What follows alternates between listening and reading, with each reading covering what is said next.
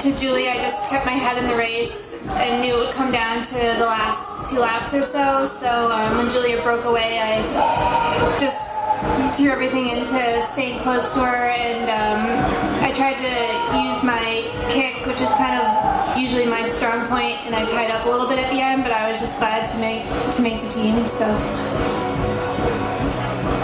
this is beyond a dream come true. In 2008, I was sitting at home watching the Olympic trials, thinking it would be really cool to run at the Olympic trials one day. 4 years later, I'm an Olympian. I can't even wrap my head around it yet.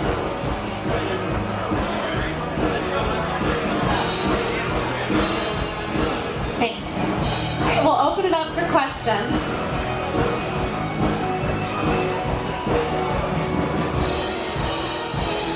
Yes, for Molly, did you develop an injury after last year's nationals and were not 100% going to Worlds? And I guess contrast to that, are you kind of on a uptick now as we approach London? Yeah, in this meet last year, I tweaked my plantar, so I had to take about 2.5 weeks off before Worlds, and it didn't feel very good at the meet.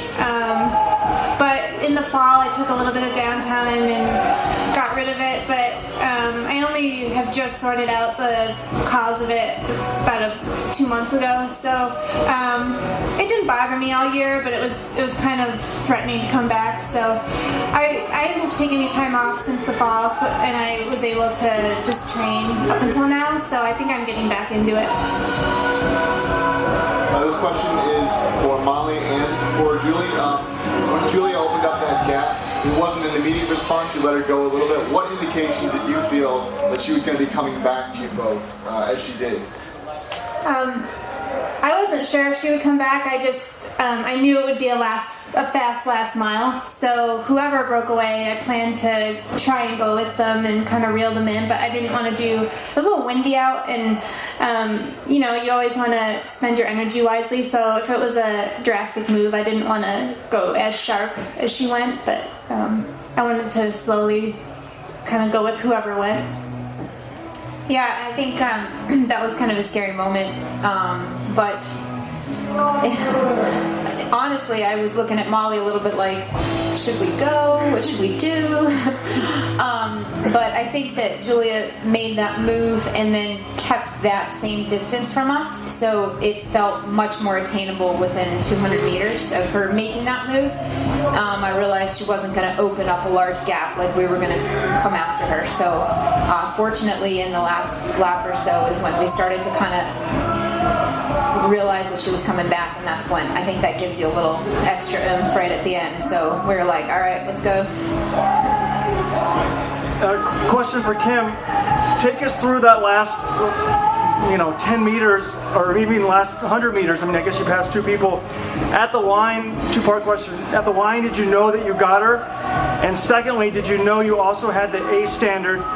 And then a question to everybody else, did anyone talk to Julie afterwards? And what do you say to someone after that? I mean, it's just a double whammy all at once. I was pretty sure when I crossed the line that I got her, but I was waiting to see it until I saw it up on the board, and I wasn't sure if I got the standard. I didn't think that I had, because I knew we weren't really running fast enough to get it. At least when I checked my split at 3K, I was like, it's not going to happen today, but I just decided I wasn't going to give up on its top 3 spot, and so I went after it, and then I got it. So you thought that you were just 3rd but weren't going to be making the Olympics? Did you think you were going to be 3rd but not making the team? I mean, I knew at 3K that I was going to have to close in under 6 minutes, and it was possible, but I wasn't sure. I had to wait till I saw it to believe it. Kim, congratulations. Thank you. Could you tell us the major factors, ingredients, people that contributed to your success today? Absolutely. Definitely my parents. I'm not someone that had a ton of support coming out of college to pursue running, and so they've been very supportive of me staying in the sport. And then my coach has been the big factor that's given me consistency and really pushed me to go after this and believed in me.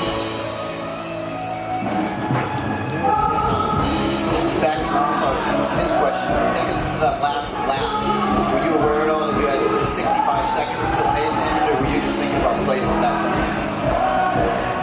Yeah, I was just thinking about place at that point. Like I said, I wasn't willing to give up on a top 3 spot, whether it meant having the standard or not. I wanted to put myself there.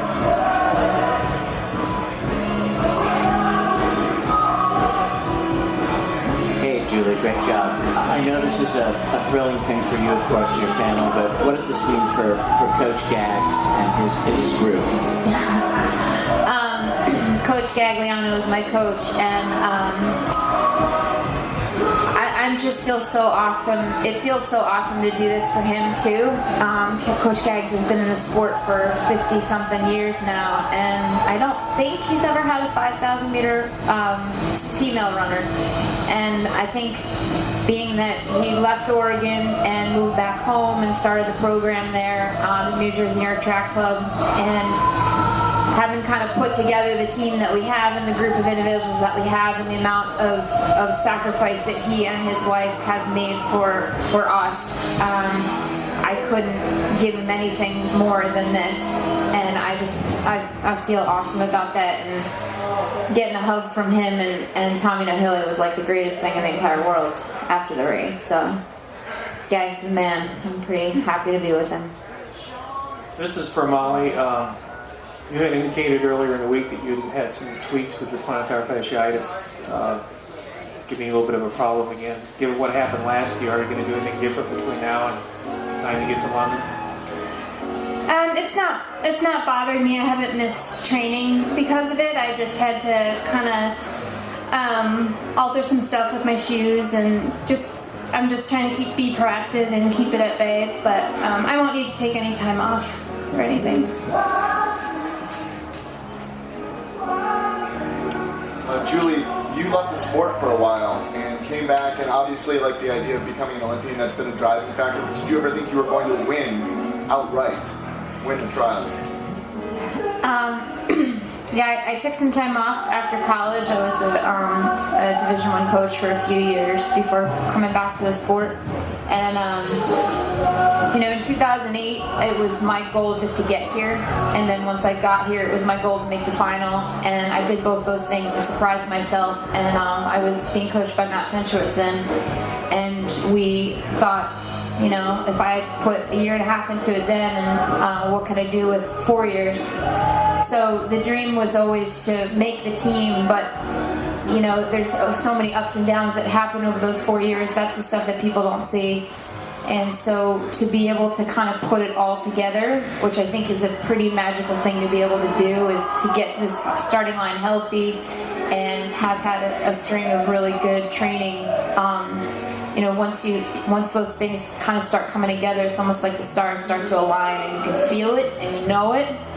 But your biggest challenge the day of is your head and not talking yourself out of it. So you just have to kind of dig deep and believe from really, really far within that it's in there for you. So I thought, people have been telling me for the past few weeks, like, you got to believe you can win it. And I really started to believe that. And I thought, if I go for the win and I come up short, hopefully I'll still be on the team. So that was the goal coming in today. Molly, could you speak to your level of fitness at the time of your American record versus today, and what's possible 6, 7, 8 weeks from today, do you think? I've put a lot of work in this year, and probably more work and fewer races than before. So compared to 2010, I'd say the workouts are pretty similar. I just need to get myself feeling good, and I think it's not really an issue of fitness. I think once I start to come around in a month or two, I should be around there again. But your body is hard to predict sometimes, so I just the work is there and the fitness is there. I just need to see what happens. Hey Julie, the New Jersey New York Track Club is a relatively new club. Do you think your victory and the the legendary Coach Gags will attract other elites and emerging elites to the East Coast? Yeah, I sure hope so, and I hope maybe some extra sponsorship too. That's always the goal. Yeah, I think the greatest part about the group that we have is that we are a bunch of kids from the East Coast that didn't want to have to move elsewhere, and it's you can make an Olympic team no matter where you live, as long as you have the right attitude and the right coach and can put in some good training. So this is a really big thing for us, and I'm so proud to bring it to the club and to bring it to Coach Gag, and hopefully this will just be some great momentum going forward. Just wondering if any of the three of you used a sports psychologist and what kind of techniques you did, if you did, and who that might have been. Yeah, I do. I use a sports psychologist, Dr. Paul Sawitsky at UC Davis. I would say the biggest technique we use, he calls it thought stopping, and it's just to block negative thoughts, turn them into positive thoughts, just to keep you motivated. Definitely work today. I also work with Steve Portanga with USATF, and we've worked together since 2009 on and off, but definitely more recently. So yeah, I think the biggest challenge is that people forget is that training the mind is just as important as training the body. So that I think has been a really big change in my approach this year. Kim, you had to close quite a gap in that last 300 meters or so. When did it click for you that, hey, I've got a chance to do this? Not until the last 100 meters, really. I just suddenly, I could feel that I was drilling people again, and I don't know, something flipped in my brain, and I was not willing to give up on a top 3 spot, and I just buckled down and went for it. Any other questions? All right, well, thank you very much, ladies, and congratulations.